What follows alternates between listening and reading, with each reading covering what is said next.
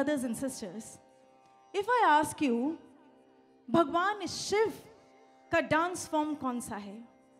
रुद्र तांडव, the dance of destruction, complete devastation. पर वहीं पर भगवान शिव का एक और बहुत ही मेस्मराइजिंग डांस फॉर्म है जो शायद हम में से बहुत ही कम लोग जानते हैं। What is that dance form? How it came into being and what underlying message it is bringing for us? Brothers and sisters, let us enjoy it through this dance form in a contemporary style. Let us enjoy it. It was the time when once the Mimamsa rishis were sitting around a Havan Kund and were performing the sacred yajna.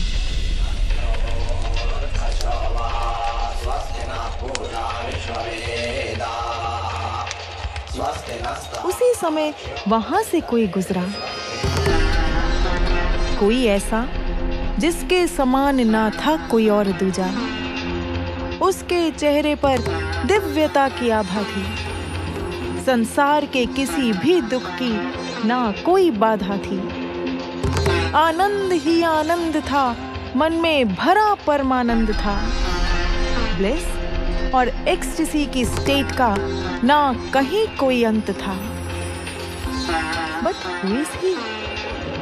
Yes, he is none other than Lord Mahadev himself, passing by the Mimamsa rishis.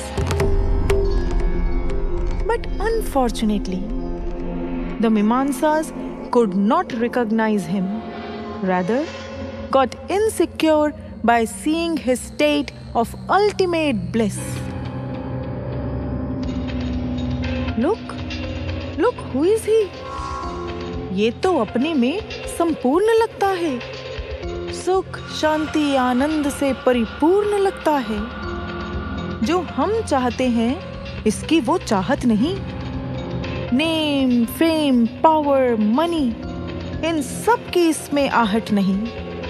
He possesses what we do not possess.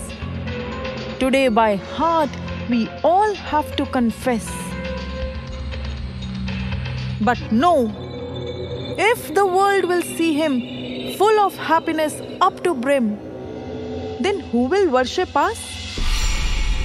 One day we will become powerless. नहीं, हमें कुछ तो करना होगा। लोगों के देखने से पहले इसे नष्ट करना होगा। Kill him, destroy him till his last breath. By our hands, destiny has written his death. ऐसा सोचकर ऋषियों ने अपनी यज्ञ विद्या के बल पर अग्नि देव का वाहन किया। ओम अग्निमीळे पुरोहितं यज्ञस्य देवमृत्विजं होतारं ब्रह्मघातमम्।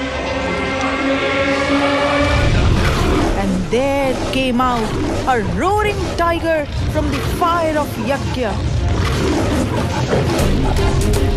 ऋषियों ने देखा और पूरे बल से उसे भगवान शिव की ओर फेंक दिया।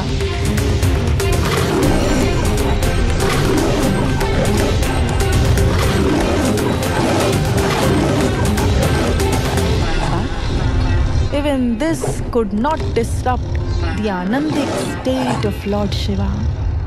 Smilingly, he held the tiger through his jaw, skinned him apart, and wrapped his skin around his loin. भगवान अब भी मुस्कुरा रहे हैं, पर ऋषि अब रोष से भर चुके हैं। एक बार फिर मंत्रोच्चारण गूंजा, हवन में सामग्री होम हुई, and there emerged a deadly, venomous, hissing snake from the fire of yajna. The Mimamsas took the deadly snake and threw it on Mahadev.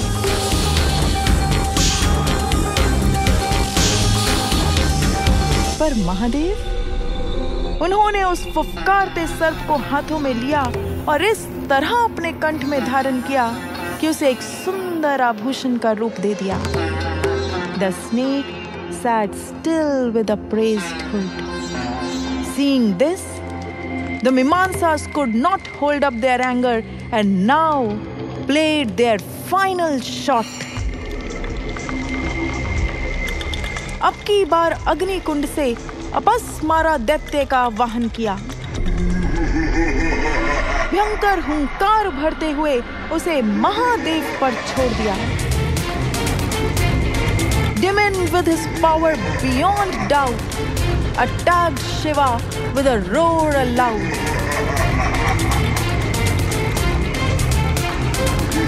Shiva, still in the state of trance, broke the back of Demon, jumped over him and started to dance. Shiva's hands and feet were in graceful coordination. His each little move was the epitome of perfection.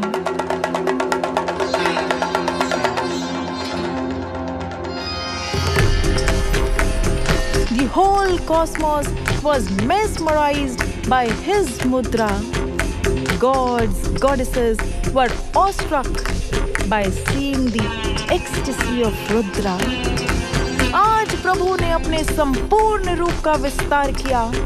आनंद तांडव आरंभ हुआ और नटराज रूप में अवतार लिया। आनंद तांडव आरंभ हुआ और नटराज रूप में अवतार लिया।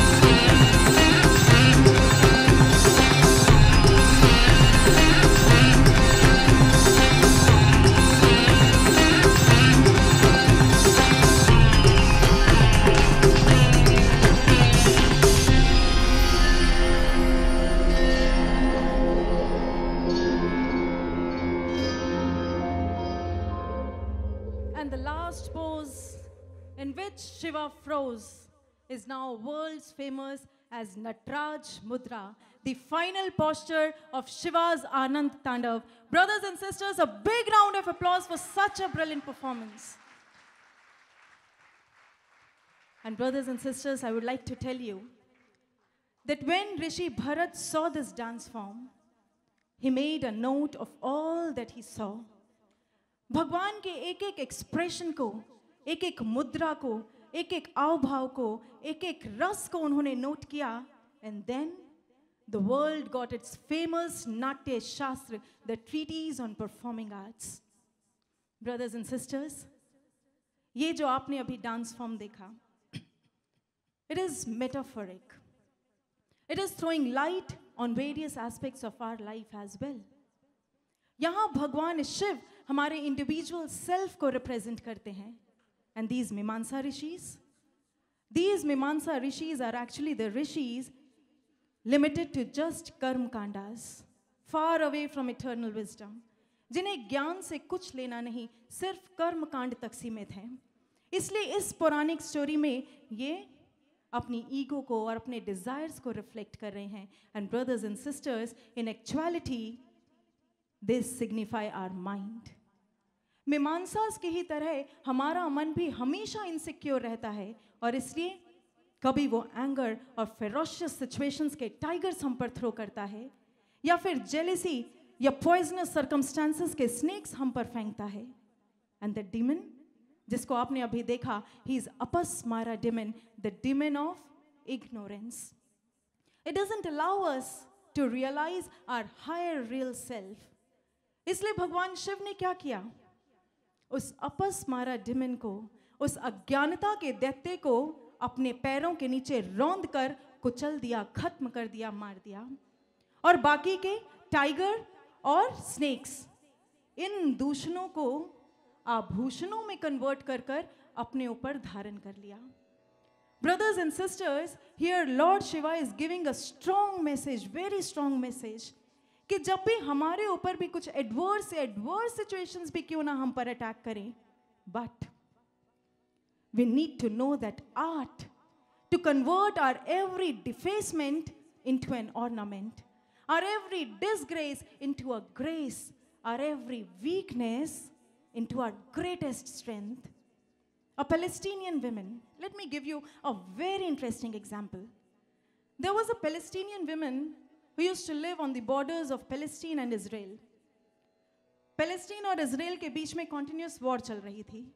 अब इजराइल की तरफ से क्रॉस बॉर्डर फायरिंग्स हो रही थी और वहाँ से बहुत बार गैस बॉम्ब शेल्स इस लेडी के वेरेंडा में, इसके घर के आसपास आकर गिरते. The moment she saw those gas bomb shells, she used to get terrified.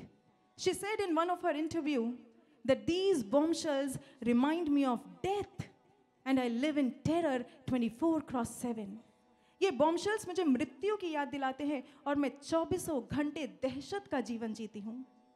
But what she did? She didn't give up. क्या किया? अपने वेरेंडा के सारे बॉम्ब शेल्स को, अपने घर के आसपास के सारे बॉम्ब शेल्स को इकट्ठा किया, उसके अंदर मिट्टी भरी and planted beautiful flowers in them and then decorated her entire house, her entire veranda with those beautiful flowers. अब उसे बॉम्ब शेल्स नहीं, फ्लावर पॉट्स दिखने लगे.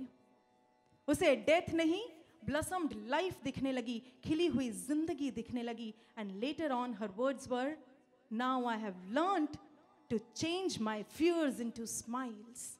अब मैं अपने हर दुख को, अपने हर डर को मुस्कुराहट में बदलना सीख चुकी हूँ. Brothers and sisters, this is the art. We also need to learn to translate the worst into the best, our every weakness into our strength, the most negative into the most positive.